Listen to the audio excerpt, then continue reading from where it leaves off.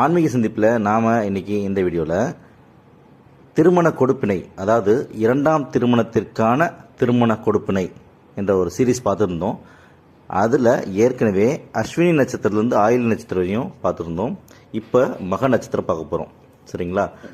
மக நட்சத்திரத்தில் பிறந்த ஆண் அல்லது பெண் யாராக இருந்தாலும் அவங்க ஒருவேளை அவங்களுக்கு முதல் திருமணம் முறிவு ஏற்பட்டு இரண்டாம் திருமணத்திற்காக வரன் பார்த்துட்டு இருந்தீங்கன்னா அப்போ இந்த வீடியோ உங்களுக்கு தான்.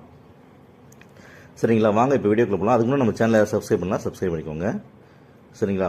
சரி, இப்போது மக நட்சத்திரத்தில் பிறந்த ஆண் அல்லது பெண் யாராவது இரண்டாம் திருமணத்திற்கான திருமண கொடுப்பினை, அதாவது திருமண வரன் யாராவது பார்த்துருந்தீங்கன்னா வரப்போகிற வரனுடைய ஜாதக அமைப்பு நான் சொல்கிற 4 ரூல்ஸில் ஏதாச்சும் ஒரு ரூல் இருந்துச்சுன்னா கண்டிப்பாக கண்ண மூடி நீங்கள் திருமணம் செய்யலாம். இது முதல் திருமணம் கிடையாது, இரண்டாம் திருமணத்திற்கு மட்டும்தான். மூன்றாம் திருமணமும் சேர்த்துக்கூடாது.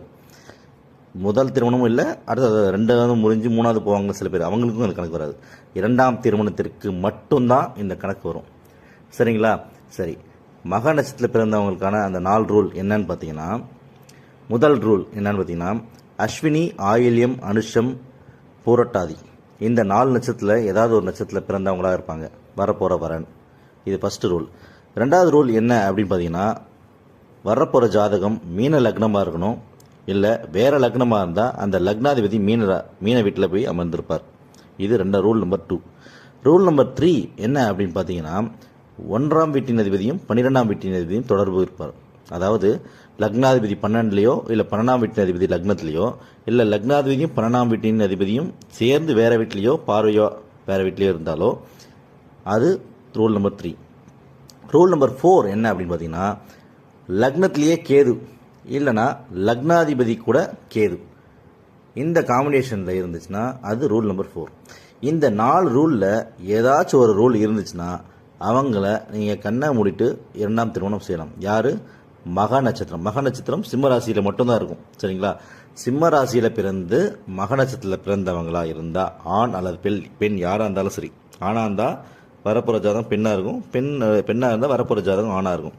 ஸோ வரப்போகிற ஜாதகத்தோட அமைப்பில் 4 ரூலில் ஏதாச்சும் இந்த 4 ரூலில் ஏதாச்சும் ஒரு ரூல் இருந்துச்சுன்னா அவங்கள இரண்டாம் திருமணம் தாராளமாக பண்ணிக்கலாம். உங்களுக்கு ஏற்கனவே நடந்த முறிவு, அதாவது அவங்க மறைஞ்சிருக்கலாம், இல்லைனா டைவர்ஸாக இருக்கலாம், எது வேணாலும் நடந்திருக்கலாம். சரிங்களா? இரண்டாம் திருமணம் வெற்றிகரமாக இருக்குன்னா இந்த 4 ரூல்ஸில் ஏதாச்சும் ஒரு ரூல் இருந்துச்சுன்னா அந்த ஜாதகத்தை தாராளமாக நீங்கள் திருமணம் செய்யலாம். சரிங்களா? இந்த வீடியோவை மக நட்சத்திரம் சார்ந்த உங்கள் ஃப்ரெண்ட்ஸுக்கு ஷேர் பண்ணுங்கள். ஏற்கனவே நம்ம அஸ்வினிலேருந்து ஆயில்யம் வரையும் இருக்கிற நட்சத்திரக்கான இரண்டாம் திருமண கொடுப்பினை நம்ம வீடியோவில் போட்டுருக்கோம். அது பிளேலிஸ்ட்டில் டிஸ்கிரிப்ஷன் லிங்கில் கொடுத்துருக்கோம். அதை பார்த்து தெரிஞ்சுக்கோங்க. நன்றி, வணக்கம்.